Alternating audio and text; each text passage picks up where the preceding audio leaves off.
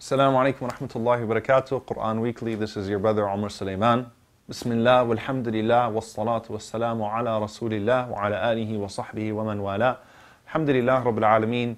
You know, one of the things that we see that's prevalent in our times is this sort of discomfort with our own faith. And many times I tell people, it doesn't bother me or upset me when I see someone who's not a Muslim that's uncomfortable with the Sharia, or that's uncomfortable with what Allah subhanahu wa ta'ala has revealed or the Messenger sallallahu alaihi wasallam has spoken.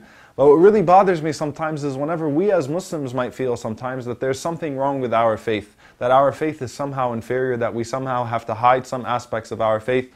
But Allah subhanahu wa ta'ala says in the Quran something very powerful. Allah azza wa jalla says, بعد أعوذ بالله من الشيطان الرجيم فلا وربك لا يؤمنون حتى يحكموك فيما شجر بينهم ثم لا يجدوا في أنفسهم حرجا مما قضيت ويسلموا تسليما.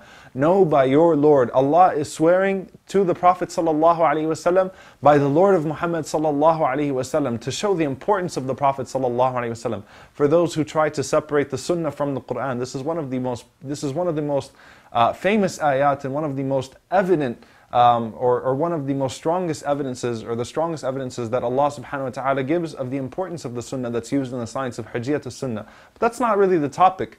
لا يؤمنون, they have not truly believed.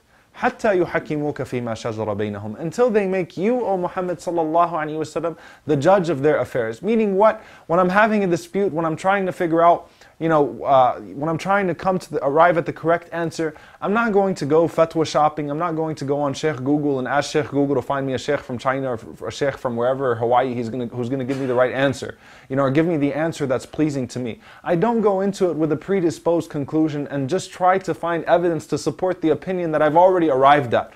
I try to see what the Prophet ﷺ said about it. I try to see what's most correct and what's closest to the Sunnah of the Prophet ﷺ, not what's most convenient. So until they make you, O Muhammad ﷺ, the judge of their affairs, right, without any bias. ثُمَّ لَا يَجِدُوا, and this is the hard part. ثُمَّ لَا يَجِدُوا فِي أَنفُسِهِمْ حَرَجًا مِمَّا قَضَيْتَ, and then they should not feel any sense of resentment inside of themselves, right? It's not necessarily just expressing resentment, right? A person might say, yeah, I know that this ayah says this, and I know this is in the Quran, and I know this is in the Sunnah, and I know the Prophet ﷺ did this, and I know he did that. And you express, some false form of confidence on the outside, but on the inside you're thinking to yourself, man, does it really say that? Why would Allah say something like that? Why would the Prophet ﷺ say something like that? No, they don't feel any haraj, any form of discomfort, any form of resentment towards that which was revealed by Allah subhanahu wa ta'ala and through the Messenger sallallahu alaihi wasallam. And then you know what, on top of that, وَيُسَلِّمُوا تَسْلِيمًا, they submit to it wholeheartedly. They submit to it wholeheartedly. Because sometimes you'll say, yeah, I'm comfortable with this concept. But once it comes to applying this concept in my own daily life, wait, hold on. We can't do that. This isn't what we were raised upon. Fine, we can accept that. We know this is from the Quran and the Sunnah, but we can't do this in our lives. This is something that's foreign to our family. So Allah gives us these three criterions, right? So that we could take them and we could apply them in our lives. And of course, the point is to try to bring these three realities into our lives.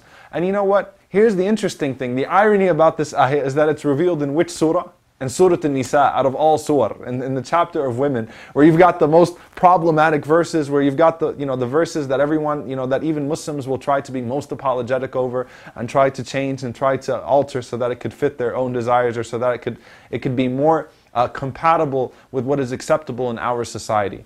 But Allah subhanahu wa ta'ala is telling us we accept it as it is, and whenever we find something that we feel like gives us a form of discomfort, first and foremost we try to arrive at the correct conclusion.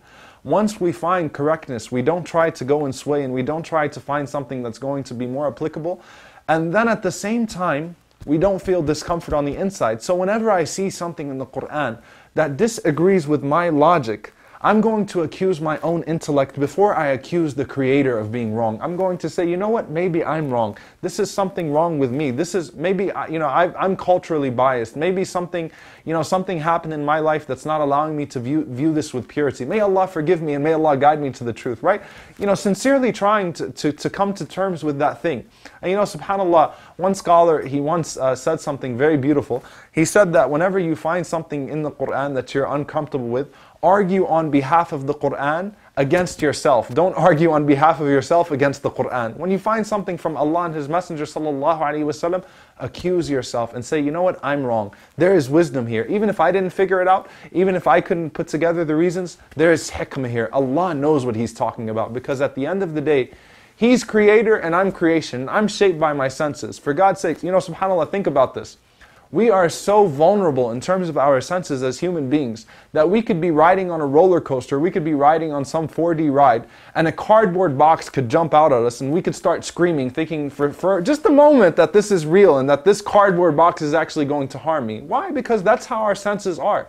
We simply perceive things by the senses, the limited senses that Allah gave us. But then you look at Allah, the one who created the senses, the one who created all of these dimensions. And Allah is not limited to a 3D or a 4D world. Allah subhanahu wa ta'ala understands the ins and outs of everything, and we have to trust that as believers. And then you know what? We apply those things in our own lives and we don't feel any hesitation. We're not apologetic over our deen. We understand that what was revealed to the Prophet sallallahu alaihi wasallam, that was the final message. And Allah would not have made it the final message had it not been applicable to all times that would follow thereafter. We ask Allah subhanahu wa ta'ala to make us amongst those who follow the truth, who look for the truth, who are guided to the truth, and who seek to bring that truth into every aspect of their daily lives. Jazakumullahu khairan. Wassalamu alaikum wa rahmatullahi wa barakatuh.